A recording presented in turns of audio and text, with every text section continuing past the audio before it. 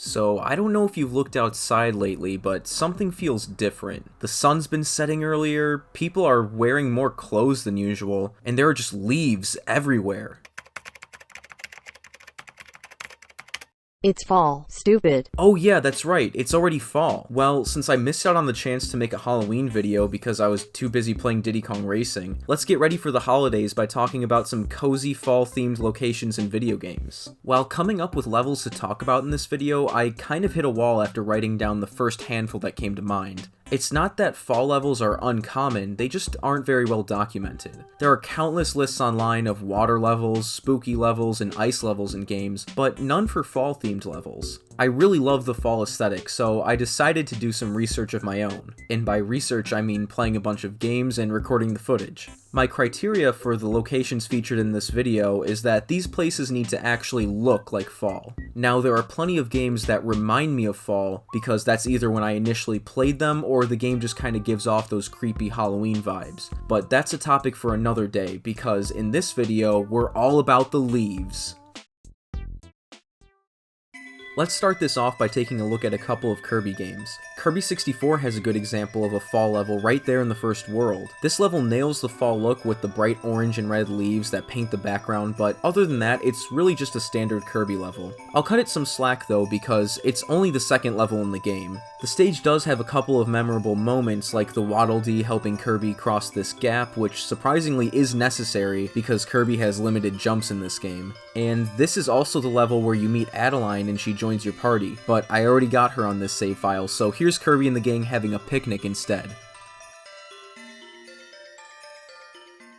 Kirby Star Allies on the Switch actually uses fall as a level theme a few times, but my favorite by far is this level right here. It starts off as expected. You have the fall color scheme, which I think looks really good in this game, and unlike Kirby 64, it's more than just a background. The level's full of standard Kirby puzzles and challenges, like getting a key to a door by making it through a room full of these little spider guys, and then eventually you get to this boss room, and if you're like me, you'll be thinking, I wonder who could be waiting at the end of this very fall-themed level, and wait a second.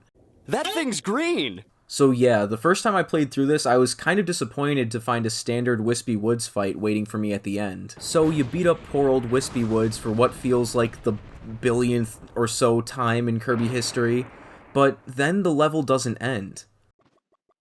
Huh? A berry?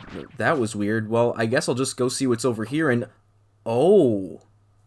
Look at this guy. He's got it all. Red leaves, he's a tree, he has a mustache. You could argue that he's pretty much just a reskin of Wispy Woods, but I think it's a fun design. He has some different attacks, and maybe he's supposed to be a little bit tougher than Wispy Woods, but this game is really easy, so that isn't saying much. Overall, I think this boss is a perfect way to end such a good fall level, and it's one of the only fall-themed bosses I can think of.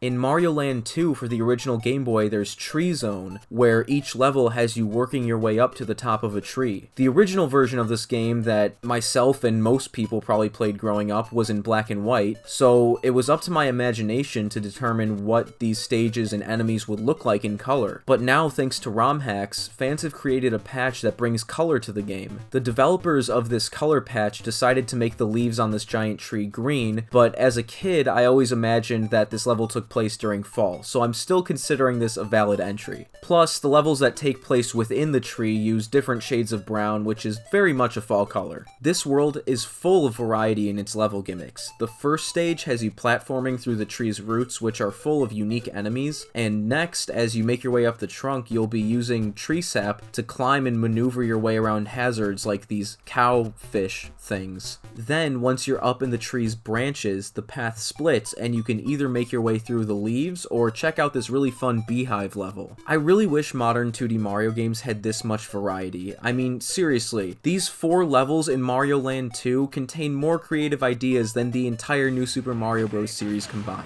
But that's a topic for another day. Anyway, then you finish off the area with this boss fight against a very upset bird. Best 2D Mario game? Yeah.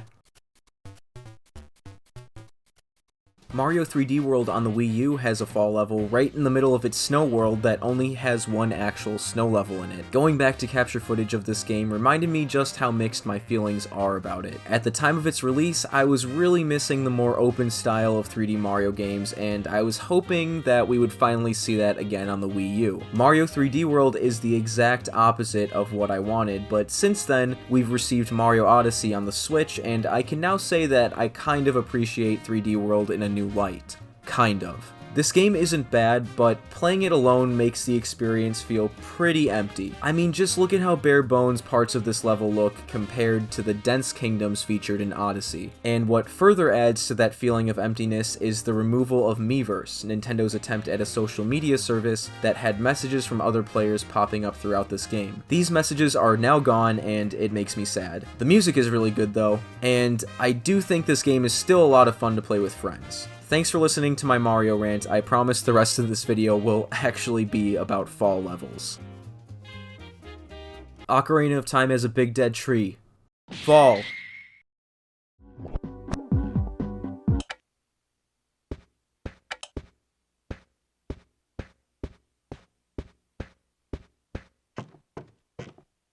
Animal Crossing is just one of those games that keeps me coming back to this day, and that's probably because it was designed to do so. Over the summer, my sister and I both started new towns in the original Animal Crossing for the GameCube, and it kind of took me back to a simpler time in my life. There's just something about the first entry in particular that feels different than everything that came after it. The GameCube Animal Crossing game just had a completely different vibe to it, as the franchise was just a humble new IP for Nintendo at the time and not the huge flagship series that it is today. Now, don't get me wrong, Animal Crossing New Leaf is great and it's actually by far the most played game on my 3DS, but unfortunately I can't capture 3DS footage. Which is a shame because my house in that game is a lot more impressive than this one. As most of you probably know, Animal Crossing games take place in real time, meaning that when it's fall in real life, it's fall in the game, as long as you have your in-game clock set correctly. And much like fall in real life, your villagers are gearing up for the holidays such as the Harvest Festival, which is the game's twist on Thanksgiving. It even takes place on the 4th Thursday of November each year. The in-game weather reflects the time of year as well. If you're lucky, you might even see some light snow flurries, which change up the game's music by adding some very festive sounding bells.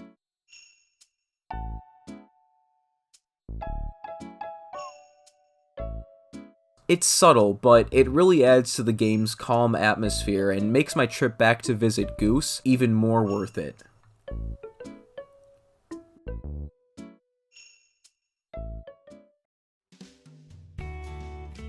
While we're still on the topic of Animal Crossing, it's worth mentioning the fall variant of the Animal Crossing track in Mario Kart 8. And I say variant because much like the mainline Animal Crossing games, this track has a variation for each season, except the theme you get here is random and not dependent on the time of year in real life. The track is pretty simple overall, but it's solid. I remember when this track was released as DLC for Vanilla Mario Kart 8 back on the Wii U, and I was blown away by how beautiful the world of Animal Crossing looked in HD. The fall track has little piles of leaves to drive through which are hiding items and sometimes even fruit that act as mushrooms when you touch them. The area surrounding the stage is packed full of characters and locations from the Animal Crossing series, which makes it feel like you're driving through a real town from the mainline games. As expected from any track in Mario Kart 8, the music is amazing, and to top it all off, there's a beautiful sunset in the background that complements the fall colors of this track really well.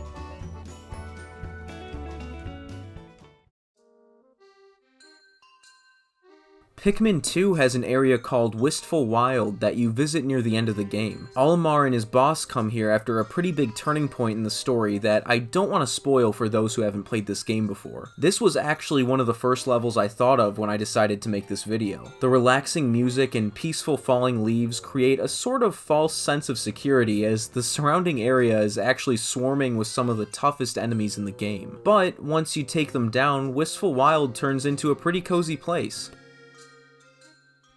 Pikmin 2 was actually the first game in the series I played. My cousin had it when we were kids and we would always play the multiplayer mode together. One day, back when my local GameStop still sold GameCube games, I was lucky enough to find copies of Pikmin 1 and 2. I'm really glad I did because they're now some of my favorite GameCube games of all time.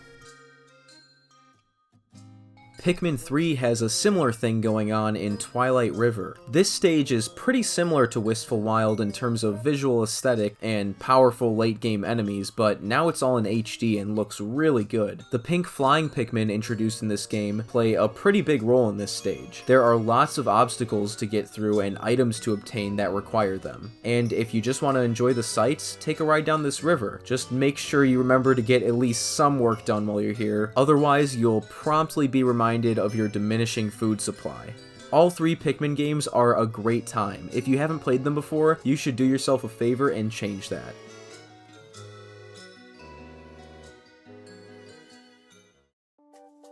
Yoshi's Woolly World had a decent fall-themed level, but similar to Kirby 64, it's more of a background than anything. The main focus of this level is actually getting through this river that's full of giant hungry fish. I feel like this is a game that a lot of people skipped out on, and I honestly think it deserves a lot more recognition. In my opinion, it's the next best Yoshi game after the original Yoshi's Island. Yoshi's Crafted World on the Switch is really good as well, but I feel like the level design in that game is a bit more puzzle-focused, whereas Woolly World sticks closer to its platformer roots. As of now, Woolly World is available on the Wii U and 3DS, but give it a few years and I bet we'll see a Switch port as well, because that seems to be a trend. But if you're looking for the best fall-themed levels and also the best 2D platformer to come out of the Wii U era, look no further than Donkey Kong Country Tropical Freeze. This game has an entire fall-themed world called Autumn Heights, and it is amazing. The first level takes place in a pleasant little village where you'll be jumping from windmill to windmill as they crumble under DK's weight. I feel really sorry for whoever lives here. The second level starts off in a little pumpkin patch and then turns into a series of intense platforming challenges using Rambi. Then in the third level, the fall theme really hits its stride. This level not only uses giant falling leaves as platforms, but it also has these owls blowing into instruments in time with the music to create some really engaging platforming challenges. Then the level ends with you making your way up the inside of a huge tuba to reach the goal. But for me, the level that beats them all is Sawmill Thrill. Donkey Kong fires himself through the window of a sawmill, successfully escapes on a log only for it to be carved into another minecart, and the chase continues. It's genius. Oh, and I think there were some red leaves at the beginning or something because fall. So yeah, fall themes can lead to some pretty interesting ideas. Sure, most of the time it's just an aesthetic choice, but that's okay because it can look really appealing and create some super chill and memorable environments if done well. Let me know what some of your favorite fall levels are in the comments. I'm sure there are some pretty obvious ones that I might have left out. Now, if you'll excuse me, I've got to make like a tree and